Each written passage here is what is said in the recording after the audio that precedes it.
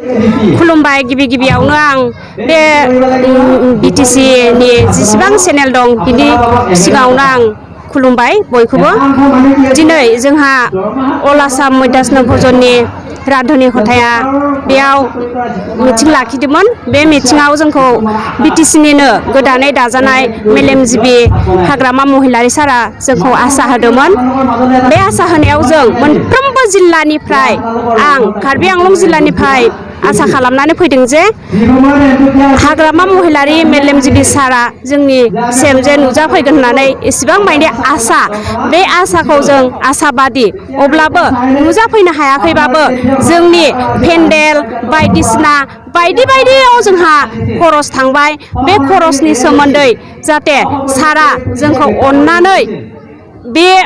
जाथायफोरखौ जाहाथे नायहरगोन होननानै जों आसा लोगोआवनो आं अल आसामनि मैदास्न भजननि रान्धोनि जानानै होनो जे जिथुनिखि 2005निफ्राय जोङो 2020सिम मावबोबाय जोंहा 1000ल' दरमाहा बे 1000जों जों सोलिनो हाया सार गतिके नोंखौ आङो भारत सरकारनि जिथुनिखि प्रधान मन्त्रि शिक्षा मन्त्रि हेमन्त बिश्व शर्मा सारखौ नोङो गुरैयै खावलायनानै दा जिथुनिखि बाजेट सेसनाव सोसननानै होगोन होननानै जों आरज गाबो जे सारानो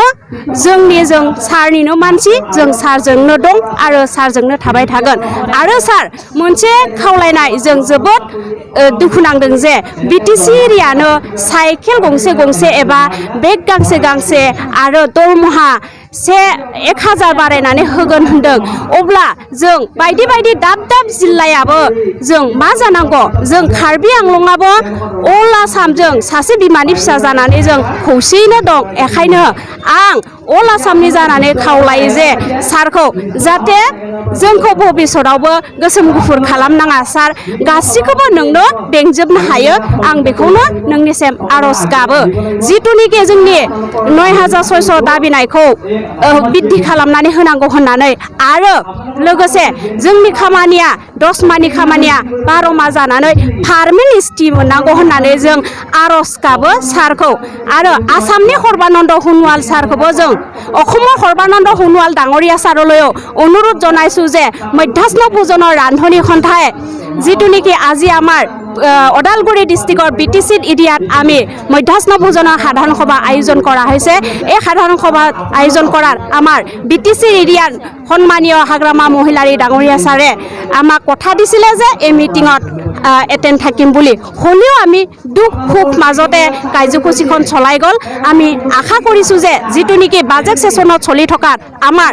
এই 9600 টকাটো বৃদ্ধি কৰি দিয়ক আৰু আমাৰ 10 মাহ কামটো 12 মাহ কৰি দিব লাগে বুলি আমি অসমৰ সৰ্বানন্দ সোণোৱাল ডাঙৰীয়া ছাললৈ অতি আন্তৰিক সেৱা জনাইছো যে আমিও চৰকাৰৰ মানুহ চৰকাৰৰ লগতে আছো চৰকাৰৰ লগতে থাকিম বুলি আমি আশা কৰিছো আৰু আশাবাদী নমস্কাৰ आं बेखौनो बुङो दे दिनै जोंनि गेजेराव जोंनि बिटिसिनि सार बिथां चिफ हाग्रामा महिलारिया जोंखौ खोथा होनाय हिसाबै जोङो बे प्रग्रामखौ खुंनो लादोंमोन नाथाय खुंदोंबो जों दाहार दुहार खालामनानै जोङो खामानिखौ मावबाय बिथाङा बुंदों जे नोंसोर मावबाय था आं थांगासिनो दङ बिदिनि थाखाय जोङो आगबारिनानै बा खामानिखौ मावदोंमोन बयनिफ्रायबो जों कालेक्ट खालामदोंमोन कालेक्ट खालामनाबो मोनाखै जों नाथाय दाहार खालामनानै मावदोंमोन बिथाङा दिनै फैनायनि खोथायाव दिनै खामानि जाफुंथारनायाव बिथाङा जोंनि गेजेराव नुजाफैयाखै मानो नाथाय जोङो बिथांखौ फैगोन होननानै हाजार हाजार मानसि जों बुथुमनानै दोनदोंमोन जोंनि रान्धोनि बिथां लोगोमोना गासिबो फैदोंमोन मानि थाखाय बिथाङा फैयाखै जोंखौ मानो थाखाय बेबायदि गोदाव सोराव खालामखो नाथाय जोंहा